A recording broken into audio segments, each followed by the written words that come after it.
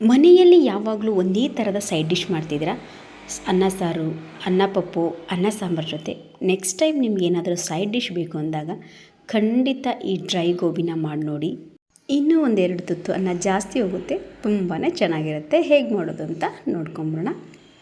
ಮೊದಲು ಗೋಬಿನ ಅಂದರೆ ಹೂಕೋಸನ್ನ ಬಿಡಿಸಿಟ್ಕೊಂಡು ಸ್ವಲ್ಪ ಉಗುರು ಬೆಚ್ಚಗಿನ ನೀರಲ್ಲಿ ಉಪ್ಪು ಮತ್ತು ಅರಿಶಿನ ಹಾಕಿ ಜಸ್ಟ್ ಒಂದು 10 ಸೆಕೆಂಡ್ ಒಂದೇ ಒಂದು ಕುದಿ ಬರಲಿ ಸಾಕು.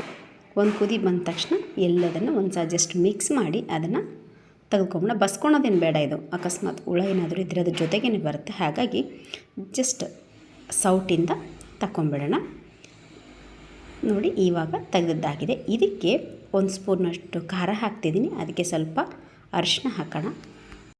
1 ಸ್ಪೂನಷ್ಟು ನಾನಿಲ್ಲಿ ಗರಂ ಮಸಾಲ ಹಾಕ್ತಾಯಿದ್ದೀನಿ. ನೀವು ಖಾರ ಹೆಚ್ಚು ಕಮ್ಮಿ ಮಾಡ್ಕೋಬೋದು.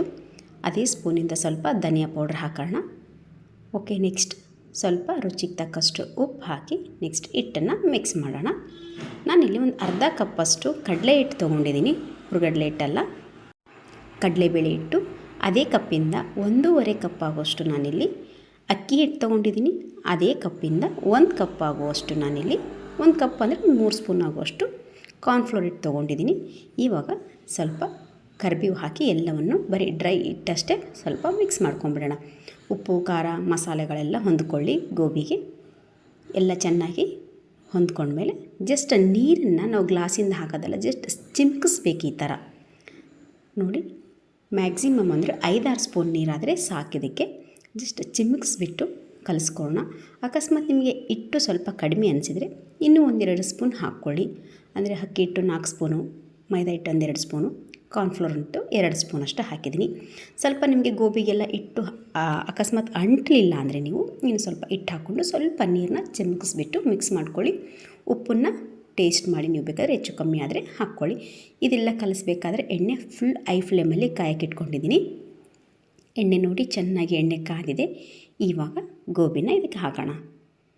ಫುಲ್ಲು ಗೋಬಿ ಹಾಕಬೇಕಾದ್ರೆ ಎಣ್ಣೆ ಫುಲ್ ಐ ಫ್ಲೇಮಲ್ಲಿರಬೇಕು. ನೋಡಿ, ಸ್ವಲ್ಪ ಕಡಿಮೆ ಇದ್ರೆ ಏನಾಗುತ್ತೆ ಅಂದರೆ ಗೋಬಿ ಡ್ರೈ ಆಗೋದಿಲ್ಲ, ಮೆತ್ತಗಾಗುತ್ತೆ. ಅದಕ್ಕಾಗಿ ಇದು ಐ ಫ್ಲೇಮಲ್ಲಿ ಗೋಬಿನ ಕರಿಬೇಕು.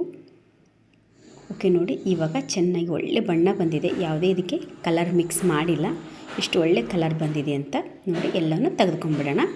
ಎಣ್ಣೆ ಜಾಸ್ತಿ ಕೂಡ ಹೋಗಿಲ್ಲ, ಅದು ಎಷ್ಟು ಹಾಕಿದ್ದೀವೋ ಅಷ್ಟೇ ಇದೆ. ಇನ್ನೂ ಒಂದು ಬ್ಯಾಚ್ ಹಾಕ್ತಾಯಿದ್ದೀನಿ. ಒಂದು 3-4 ಬ್ಯಾಚಲ್ಲಿದು ಆಗುತ್ತೆ. ನೋಡಿ, ತುಂಬ ಚೆನ್ನಾಗಿರುತ್ತೆ. ಯಾವಾಗಲೂ ಒಂದೇ ಥರದ ಹಪ್ಪಳ, ಸಂಡಿಗೆ, ಮಿರ್ಚಿ, ಮೆಣಸಿನ್ಕಾಯಿ ಇಷ್ಟೇ ತಿಂದು ಬೋರಾಗಿದ್ದರೆ ಖಂಡಿತ ನೀವು ಗೋಬಿನ ಟ್ರೈ ಮಾಡಿ. ತುಂಬ ಚೆನ್ನಾಗಿರುತ್ತೆ ಡ್ರೈ ಗೋಬಿ.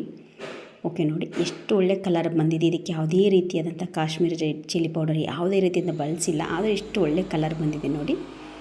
ಇವಾಗ ನೋಡಿ ಅದನ್ನು ಕೂಡ ಇನ್ನೊಂದು ಬ್ಯಾಚ್ ತೆಗೆದು ಸ್ಟವ್ ಆಫ್ ಮಾಡ್ಕೊಂಬಿಡೋಣ. ತುಂಬ ಚೆನ್ನಾಗಿರುತ್ತೆ. ಅದಕ್ಕೆ ಸ್ವಲ್ಪ ನೀವು ಈರುಳ್ಳಿ ಬೇಕಾದರೂ ಹಾಕ್ಕೊಂಡು ತಿನ್ಬೋದು, ಇಲ್ಲ ಸ್ವಲ್ಪ ಕರಿಬೇವು ಕೂಡ ಹಾಕ್ಕೊಂಡು ತಿನ್ಬೋದು. ತುಂಬ ಚೆನ್ನಾಗಿರುತ್ತೆ. ಖಂಡಿತ ಒಂದು ಸಲ ಟ್ರೈ ಮಾಡಿ. ಯಾವಾಗಲೂ ಒಂದೇ ಥರ ತಿನ್ನೋ ಬದಲು ಗೋಬಿ ಟ್ರೈ ಮಾಡಿ. Thank you.